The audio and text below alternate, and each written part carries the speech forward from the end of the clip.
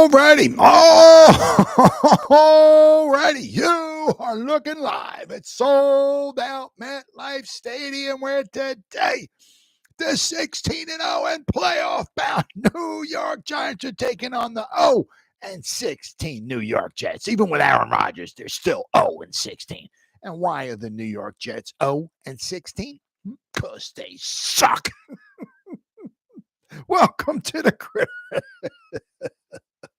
Anybody out there at all that's going to spend a little bit of time with me here to see them, I greatly appreciate it. Thank you so much. Oh, I got to move the chair for my dog Randy. It just wouldn't be the same if he wasn't underneath the table here. All right, here we go. All right, Randy, he's ready to lay down now. We're okay.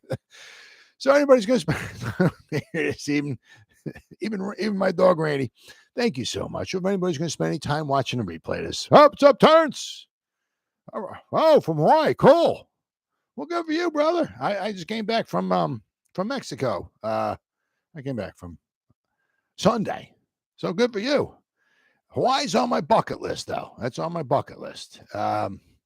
My wife's bucket list, too. So I'm sure you. Well, how was Maui? Hopefully, it's not too much of a delay or nothing like that here. But did you see Maui at all or anything? I mean, that's absolutely horrible. Absolutely horrible. What happened there? Hopefully, I don't know if any of your stop or your stay was there or not. But I mean, hopefully. I mean, really feel bad for those guys. Really feel bad for them. But all right, so if you hear me and you respond, I'll be checking it out. All right, but hope you had a good time in Hawaii. So, change planes there. Oh, okay, yeah. Well, absolutely horrible. Absolutely horrible. I mean, they'll rebuild and they'll get back, but I mean, just what. I just everything I've seen is just absolutely horrible. It's an absolute nightmare. Absolute nightmare. Well, I hope you had fun. So before I get started, anybody wants to help support my channel out, it would mean the absolute world to me. In the description box below, the top link in the description box takes you to my membership page. I got 3 different membership levels. The first one's called the Saquon. Second membership level I got is called the Lawrence Taylor. And the third membership level I got is called the Gridiron. Each one's got their own little perks to them. So if you want to help support my channel out, it would mean the world to me. And I thank you in advance. Thank you. If you are subscribed to my channel, once again, thank you. I can use all the support I can get, guys. But if you're not, please go down below, hit the subscribe button, hit that bell icon. That way, next time I go live or put out a video, you'll be notified. And it's free of charge. What do you got to lose, right? But if you are subscribed to my channel, I greatly appreciate it. Thank you. And then finally, also in the description box below, there's 2 Facebook links. The top one takes you to my Facebook group. It's called the New York Giants Gridiron. It's a group. And basically, I say this in all my videos, right? Basically, my YouTube channel, my Facebook group, my Facebook page, which I'll go over in just a minute. It's all called the same thing. It dumbs it down for a moron like me, all right? Yeah, it's the New York Giants Gridiron. That way, what's my YouTube channel called? Is my Facebook group called something different than my it's all called the same thing. It makes it nice and easy for me. That way I can remember. But the group, we just hit 5,100 members in the group. Usually once the season starts, like it is right now, usually I'll go up like 100 members every few days or whatever. We hit 5,000 members about 5 days ago, I guess it was. So now we're up to 5,100 members. We're just chugging along right here. Basically, what I do is once I get done going live, I'll spend the next couple hours putting stuff in my Facebook group and the Facebook page, which I'll go over in just a second. I try to get at least 10 different things in there every day. But now the season's here, especially, the stuff I just my YouTube videos about, like, Shane goes in there and basically holds up, right? The Cardinals. I'll give you a 7th round pick for that former number 8 overall, first round 8th overall pick. I mean, there's all kinds of stories about them. Prince Mukamura, he retires as a Giant. There's all kinds of stuff going on today. So it's so easy once the season starts, right, to get a ton of stuff, whether it's a video, a post, a picture, something. Just something just shows some stats on a ball player, whether I might be sharing an article, something making fun of the Eagles, the Cowboys. There's a ton of stuff going in the group every day, 7 days a week. Basically, if I got internet access and I'm alive and breathing, I'm putting stuff in the group every day. And if you become a member of the group, not only do I put stuff in the post stuff in there, but the members post stuff in there as well. So there's a ton of stuff in there. The second Facebook link takes you to my Facebook. My page is called the New York Giants of Gridiron. It's a page, but it's the same thing. Once I get done going live here, I put stuff in the group and in the page. As I said, it's the same thing. At least 10, usually closer to 20 things go in there every day.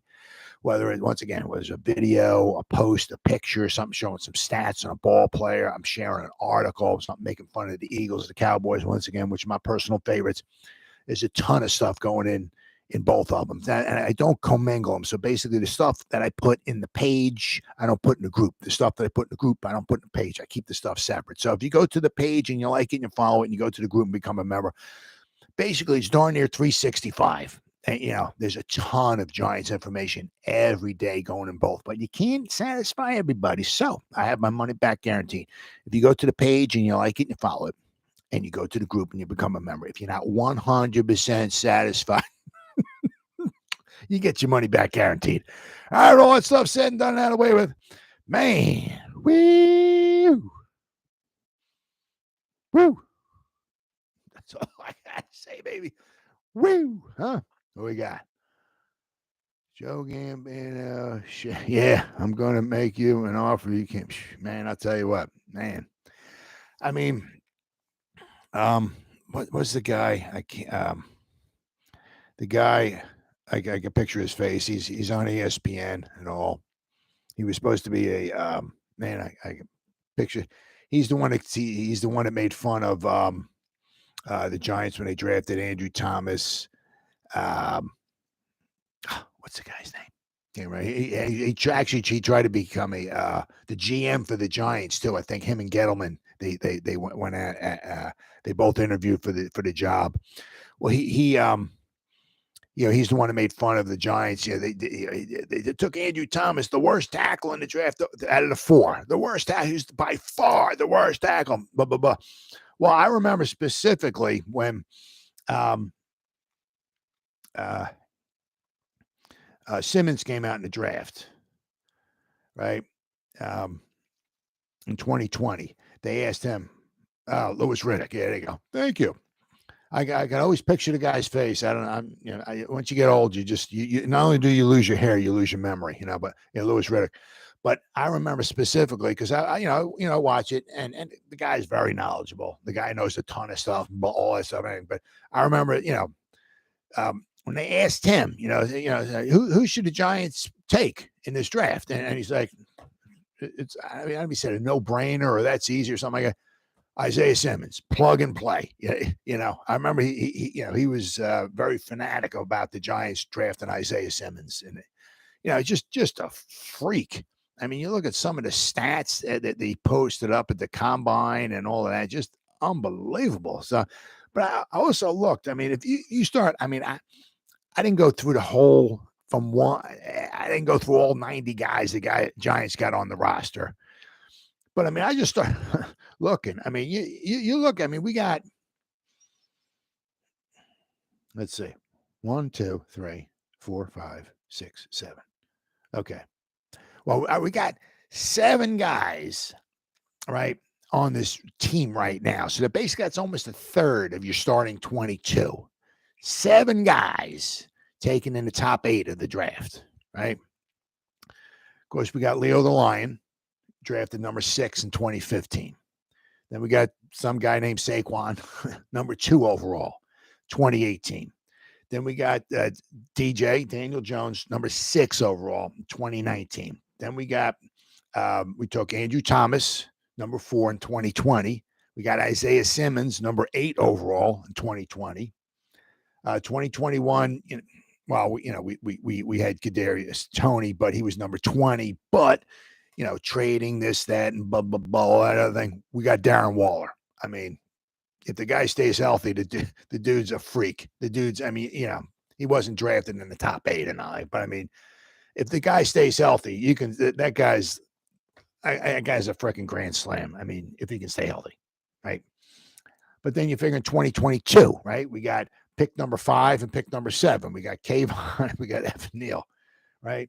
Then that's not even including, Adoree Jackson was number 18 overall, right? And of course, that's not one of the best, if not the best defensive player on the Giants, the sexy one at number 17.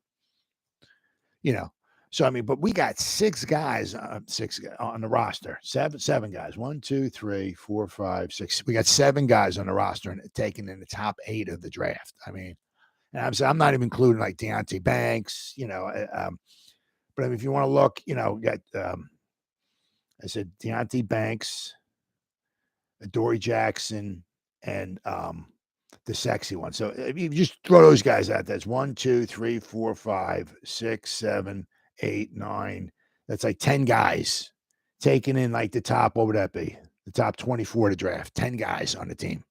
That's almost half the roster. I mean, if you're going to start in 22, and then you can even if you want to throw in Darren Waller, because he's a first round selection, I'm not sure if he was taking the first round. He's a first round selection in my book. But I mean, if you look, we got 10 guys taken, from in the top 24. I mean, that's ridiculous. But I said we got 7 guys taken in the top 8 of the draft. I mean, it's like, whew, man. The thing is, I mean, what I guess happened, a couple things happened was they didn't pick up his 5th-year option. And I guess, they just want to go in a different direction. But a new regime came in with Arizona, and that's what winds up happening a lot of times. The new regime comes in and they look at the roster and they're like, yeah, those aren't my guys. I'm not sinking or swimming with these guys. You know what I mean? So they just, maybe they pick and choose a couple guys they like or whatever, but some of them, they have no, connections to them or anything like that. And, they just want to move on from them. Now, also would wind up being is that the nice thing about this is getting him this year. And it's the same thing with Leo Lyon. It's a contract year for him. So, they're going to want to go out there and put up some good numbers. He's $1 million. Of course, it's a 7th round pick. So if we don't wind up signing him, right, he's going. Of course, it's a 7th round pick. But I mean, I think there's more upside than there is chance of a losing 7th round. But you can also look at it too. Is that a 7th round pick is that after the 7th round's over, then you got all these undrafted free agents. It's not like we gave up a 3rd round pick and then you got the 4th and the 5th and all that and everything. I mean, once the 7th round's over, everybody else is, undrafted free agents, right? I think that the risk is certainly well worth the reward. And I said, he only costs $1 million and it's a contract year for him. So, he's going to want to do good. But I mean, all right, give me a minute here. I got 342,000 tabs open up here. I mean, last year, I got this article here. I mean, he had almost 100 tackles last year. Good. The Eagles are still losing 24-13, 8 minutes to go. Eagles blow. Colts 24, Eagles 13. It's only preseason, but Eagles blow. Eagles haven't scored a point in the second half. You know why? Because the Eagles blow. All right. So let's see where we at here. I mean, my God. Yeah, was it 99 tackles he had last year?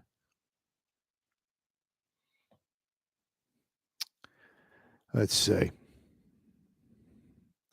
He had, yes, there we go. In 2022, he had a career high in sacks, 4. And that's not out of the realm of possibility.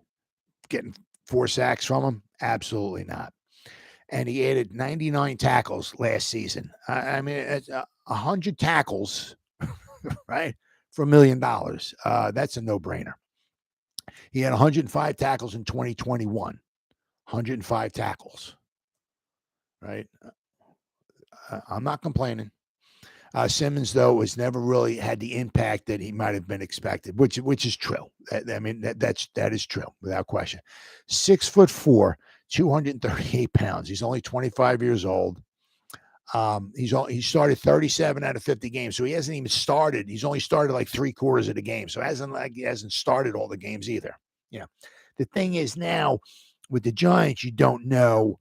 You know who the starters are going to be and all. Now, what's the percentage of plays that Simmons plays on the defense for the Giants? Is he going to be in there, the inside linebacker?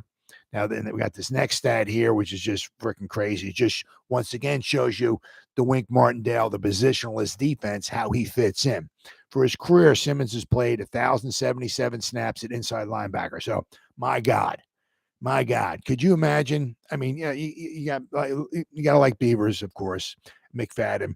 Very, very good, solid backups if need be. But man, you got a Carrick. We have those two guys at the inside linebackers. Could you imagine the speed there? 4.39 from Simmons. Wow, 6'4", under a 4.44. Wow. So he's played 1,077 snaps at inside linebacker, 432 at edge, 641 in the slot. 6'4" guy covering the slot. Holy crap. 65 as wide cornerback and 63 at free safety. Come on. Wink's Wink's going to bed just thinking about what he can do with those. Oh my God. Wow. The problem is he won't. Well, it's not a problem, but he won't be in there against the Jets. He'll have a hard time getting the whole playbook down, obviously, by the time the Cowboys come in. But he'll be in a little positional. He'll come in there. He'll probably maybe get 10, 20 snaps maybe against the Cowboys. Jonathan Casillas from Big Blue Kickoff Live seemed to think that it would be, best suit him maybe against the Cowboys, maybe to put him in blitzing situations instead of worrying about dropping back in coverage. Who am I covering? Who's going here? And what he said, Jonathan Casillas kind of seemed to think that it would really benefit him, and obviously maybe the Giants at all. If for the most part he got put in just blitzing situations, because basically it's like they call a defense, whatever. I know I'm supposed to line up over here, and then what do I do when the ball snaps? Rush the quarterback. It doesn't get much easier than that. Rush the quarterback, right? So Jonathan Casillas was possibly thinking maybe that might benefit him or work out in his favor when they played the Cowboys. Now, the second game of the season, who are they playing the second game of the season? That's not the Cardinals. So he's going to want to play against the Cardinals. He's going to want to be in there a lot. He's going to be all fired up to want to play them. So hopefully he'll be a one-man wrecking crew when they wind up playing the Cardinals. I got this article here from Big Blue View. It says, where does he fit with the Giants? Well, pretty much everywhere. Honestly, a little bit of everywhere. As we have said multiple times throughout the summer, the Giants' depth at inside linebacker and on the edge has been questionable. So he adds solid depth. I'm not saying he's an all-pro, Hall of Famer, the greatest of all time, but he's a freakish athlete. He's proven, and he's been, I think, injury-free. I don't have all that. Hold on. I'll get his stats up here. I think he's been relatively injury-free for his career. I don't think he's missed a game. So in his 3 seasons, there we go. So, once again, that does not mean that he'll never get injured. It doesn't mean he won't get injured, and I don't want to jinx him or not like that. But, yep, he's played in every game. His rookie season, he started 7 games. He played in all 16. Started 7. He had 1 interception. What do you have? 2 passes defense, 1 forced fumble recovery. He had 54 tackles. Right. His second season, he started in and played all 17 games. He had 1 interception, 7 passes defense, 4 forced fumbles, 1.5 sacks. His rookie season, he had 2 sacks, but he had 105 tackles. Last season with the Cardinals, He played in all 17 games, started 13. So he's played in 50 out of the 50 games in his career. He's played in every game. He's not missed a game. That's awesome. Once again, it doesn't, that doesn't mean he'll never get injured, not like that, but it's a nice little track record that he has. As I said, in last season, he had 2 interceptions, took one back for a touchdown, 7 passes defense, 2 forced fumbles, 1 fumble recovery. He had 4 sacks and he had 99 tackles. I'm sorry. So he had a very good year last year. Very, very good year. And as I said, once again, it's a contract season for him. So Simmons fills both of the roles. He also gives them depth in the slot, and even the 6th round pick, Trey Hawkins, struggles with the Giants, and they want to move, and they can put him in the slot. And if Trey Hawkins struggles a little bit, which might wind up happening, you can put Adoree Jackson back out wide, put Isaiah Simmons in the slot. Mostly Simmons seems like a fantastic toy for the defensive, obviously, Wink Martindale, who often refers to his defense as positionless. Yep. Simmons seems like an excellent addition at a bargain basement price. It's shocking, absolutely shocking. I mean, how we got him and how they got wound up getting Waller for a 3rd round pick. I mean, if Waller stays healthy, for a 3rd round pick, whoo. Let's see. Coach Brian Dable said Simmons has multiple role potential for the Giants. Oh yeah, absolutely. Nick Filato. Let's see. It's fair to say, Nick Filato, Big Blue View, Nick Filato. It's fair to say Isaiah Simmons has never maximized his immense potential with the Cardinals, selected him 8th overall. The 25-year-old played linebacker, nickel safety, and some edge in Vance Joseph's defense over the past few seasons. He needed a fresh start on defense that would pigeonhole him into a specific role, but rather would find ways to leverage his explosiveness and length.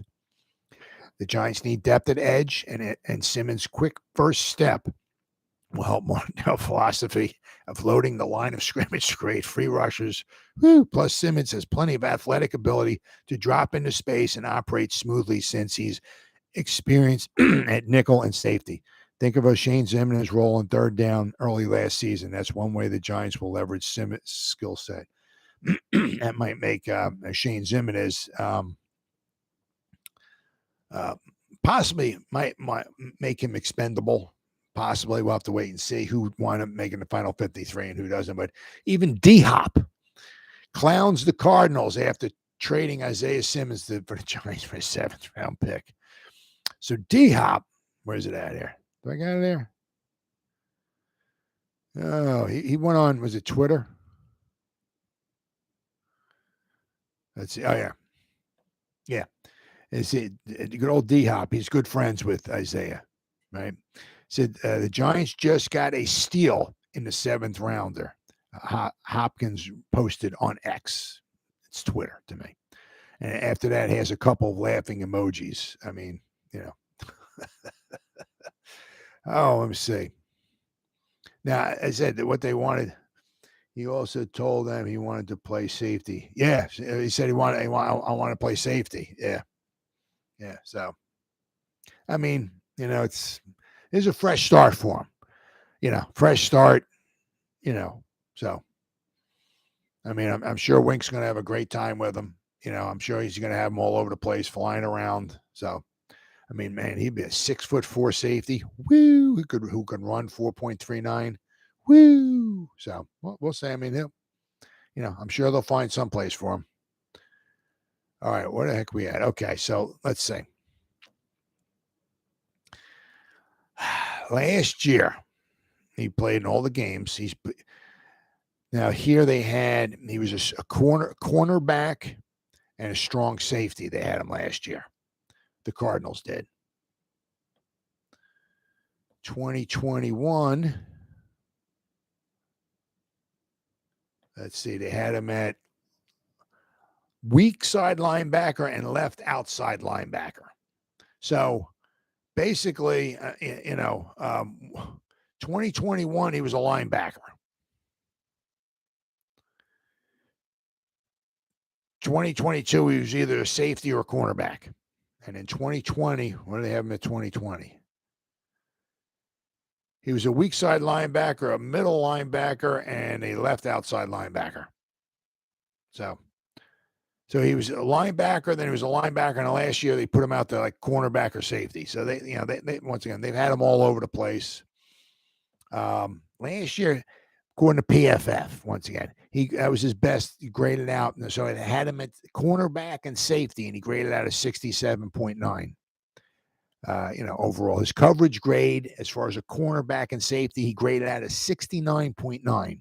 Not too bad. Not too bad at all. Now, whether he's a starter or not, I mean, that's some excellent depth. Outstanding depth. Now, when he was at Clemson, let's see, is this his senior season? Yeah, I think that's a senior season. Yep. All right. He was a weak side linebacker, left outside linebacker in 2019. 2018, they had pretty much like a linebacker. And I think 2017, he played safety, strong safety for Clemson. So, I mean, when he was a linebacker, according to Pro Football Focus, he graded out like an 88 or an 89 when he was a linebacker. His first year at Clemson, when he played strong safety, he graded out a 76.6, but that was his rookie season, his first season, his initial season at Clemson. But I'll tell you what, he's seen some of the highlights. It's just like absolutely amazing. Absolutely amazing. Like in this one off season here, Joe Schoen, he traded for Isaiah Simmons and Darren Waller. Cost us a 3rd-round pick and a 7th-round pick. He signed Bobby Okereke, Paris Campbell, got Saquon Barkley back. We drafted Hyatt, Banks, Trey Hawkins, Schmitz. I mean, my God. I mean, what he's done so far this year is just, absolutely remarkable. Absolutely remarkable. He's done an absolutely phenomenal job. Now, I know I got somewhere, I could have swore I got his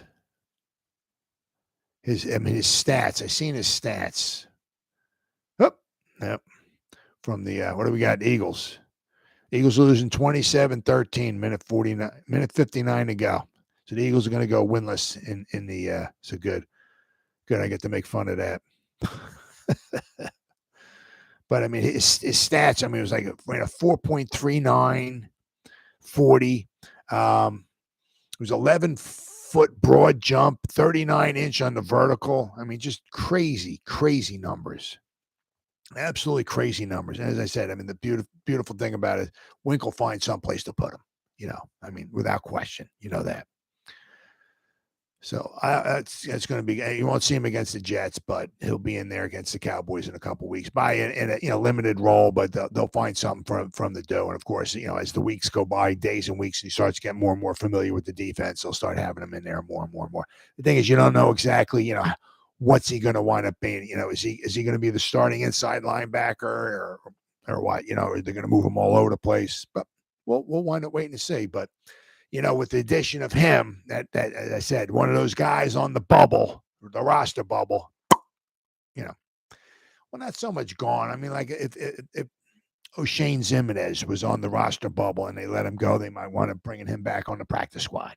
We're trying to bring him back on the practice squad, so. But since they brought him in, he's on the 53.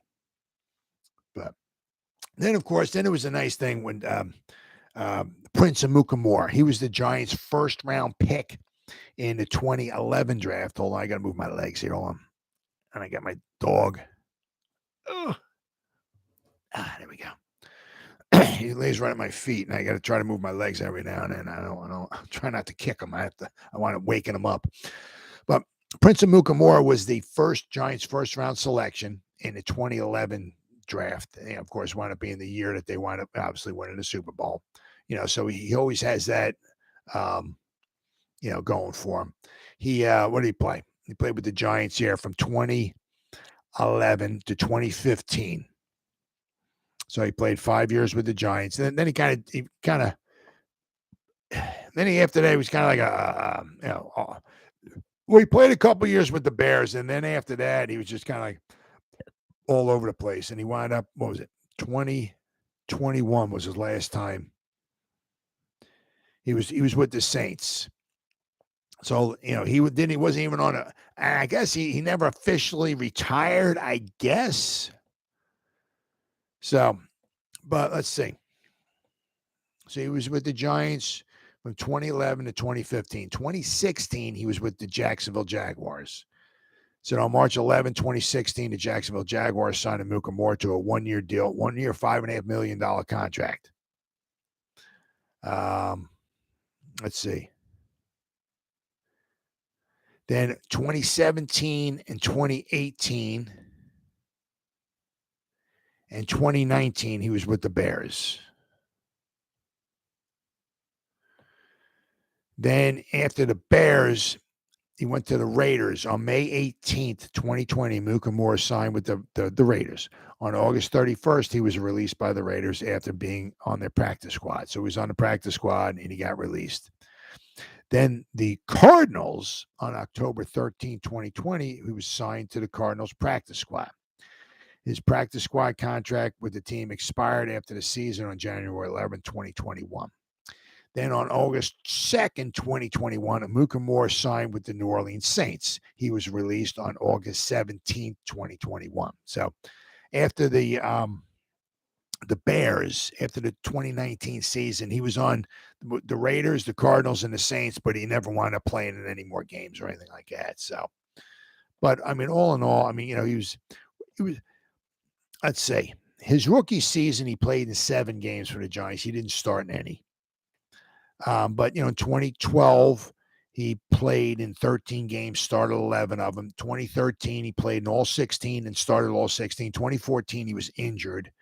And 2015, he was injured too. Now, 2014, let's see. When he was injured, let's see. He tore his bicep in 2014. On November 3rd, 2014, he tore his tricep, which ended his season. So in 2014, he ended with a total of 46 combined tackles, 11 deflected passes, and a career-high 3 interceptions. 2015, he wound up missing some time as well, too. Let's see. On October 11, 2015, he suffered an injury to his pectoral during a victory over the 49ers. So Micah Moore missed weeks 6 through 10 due to the injury. So he had some injury issues there. Then with the Jaguars, he missed a couple games with the Jaguars, but then 2017, 2018, and 2019 with the Bears, he was relatively healthy. He wound up with 10 career interceptions. He had 7 interceptions with the Giants for his career. I mean, he was a very solid, I guess you can say, a solid quarterback. Nothing super spectacular. He was taken, number 19 overall by the Giants. He was from the Nebraska Cornhuskers. When he was with the Giants, according to Pro Football Focus, he graded out in the 60s. Actually, a couple of the years, he almost graded out like a 70. So, he was very good at the run defense. According to Pro Football Focus, 2013, he graded out at an 88, his run defense. 2014 with the Giants, his run defense was an 82.4. His tackling was very good.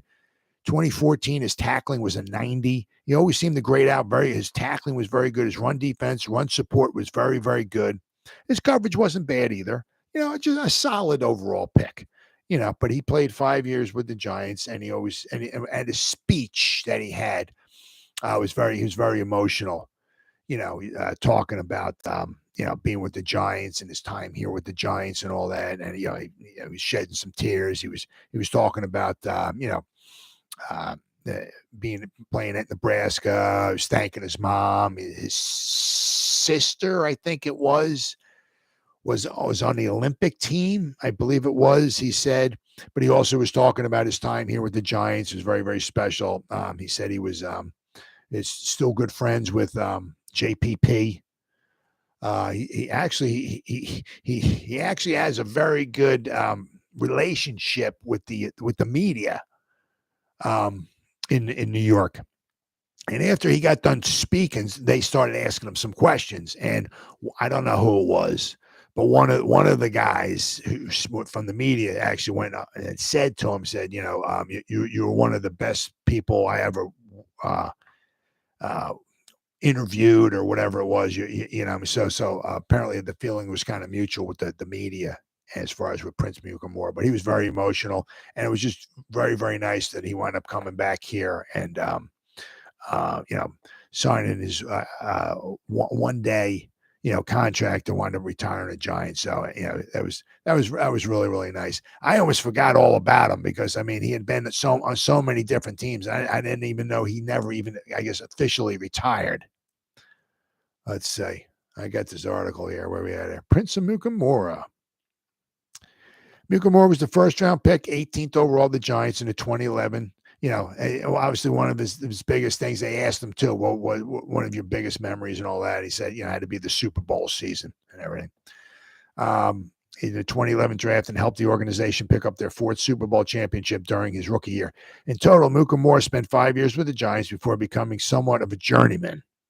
After leaving the Giants via free agency in 2016, Mukamura had stints with the 1 year with the Jaguars, then 3 years with the Bears, and then with the Raiders, the Cardinals, and the Saints, all in their practice squad. And he never made it to the actual, their starting roster. Mukamura last played in 2019, was part of multiple practice squads from 2020 to 2021. Over his 11 NFL seasons, Mukamura appeared in 113 games. He had 99 starts, recorded 477 tackles, 6 forced fumbles, 4 fumble recoveries, 78 passes defense, 10 interceptions, and 1 defensive touchdown. Mukamura appeared in 55 games with the Giants, including 45 regular season starts. 7 of his 10 career interceptions came with Big Blue. Mukamura, who was royal Nigerian bloodlines, and his wife Pilfer, they have 5 children. And he said, once a Giant, always a Giant.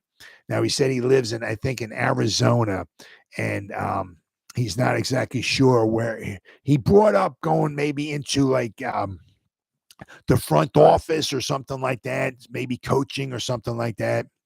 And his wife nixed it. So, yeah, that doesn't obviously maybe close the book forever on him becoming maybe helping the Giants out or another team or organization in their front office or something like that. But as of right now, he said he's got to be Mr. Daddy because they have 5 children. So he's going to spend some time at home, I guess, being Mr. Dad and all. But it was really, really nice that he wound up being able to sign, coming back to the Giants and signing the 1 year, the 1 day contract to retire a Giant. As he said, once a Giant, always a Giant. And the final score, Indianapolis, once again, it's just preseason, but I can't stand the Eagles so much. I'm going to share this with the group. Indianapolis Colts 27, Philadelphia Eagles 13. The Philadelphia Eagles are 0-2-1 in the preseason. Anytime I get to pick on the Eagles, that's what I live for. So, but I said that was really a fantastic day. We'll have a little bit of news, I guess, tomorrow on the practice or whatever. But then, of course, then we have the Saturday. We got 6 o'clock kickoff, the Giants and the Jets, the final preseason game, and I'll be going right after the game's over with. I'll be doing like a post game, the Gridiron post game show, I guess. So we'll get to talk about the post game, the final game of the preseason for the Giants. Be interesting to see who they start, who they play, who they don't want to play. And I mean, as I said, the Jets are apparently going to be putting Aaron Rodgers in there for at least a little bit. You don't know for how long. You don't know how many starters the Jets are going to play. Are the Giants going to put any starters in there at all?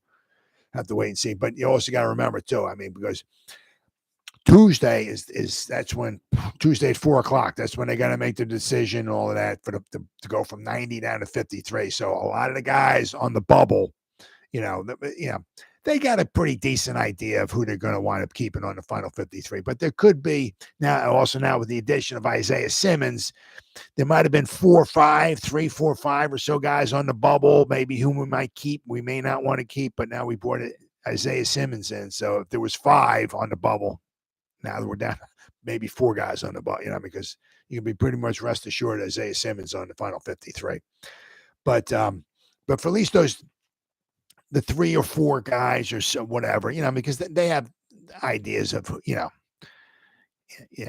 pretty good idea who they're not going to keep and who, they're going to just, waive and maybe try to bring back on the practice squad and all that. But there might be a couple guys, that still have a shot of maybe making the final 53. And that's why these exhibition games are so important. I they don't mean nothing and all of that, but they mean a lot to some of those guys who are on the bubble, trying to make a name for themselves and trying to maybe the Giants don't, they're putting stuff out there, right? So that's why these exhibition games, we don't think they mean too much, but I said a lot of these guys on the bubble, it means a lot, and they're putting stuff out there. The Giants wind up getting rid of them. Well, there's 31 other teams out there that are, keeping an eye on them, and they put some good stuff out there. They might get a shot at another team. So these games are, they're all vitally important. When I first started watching, there was 6 preseason games. I mean, it was like 2 seasons. It felt like there was the preseason, which was like a month and a half long, and then there was the regular season. It felt like really like there was 2 seasons, 6 preseason games. 3 or 4 is, okay. I mean, you start getting out like 1, 2 but we'll see. But so that pretty much wraps it up there. Terrence, welcome back from Hawaii, buddy. Good talking to you, pal. I'll be back again tomorrow night, Friday. And then, of course, then we have Saturday. I'll be going post-game. We'll be going live after the post-game. We'll get to talk about the 3rd and final preseason game and get ready to gear up for the Dallas Cowboys and the New York Giants in September. Whew. All right, so guys, as always, it's been 41 minutes. Whoever spent any time, Terrence, thank you as always. Thank you. If anybody spends any time watching a replay, this once again, thank you so much from the bottom of my heart. As always, you guys stay safe out there and go Giants. Woo! Oh, yeah.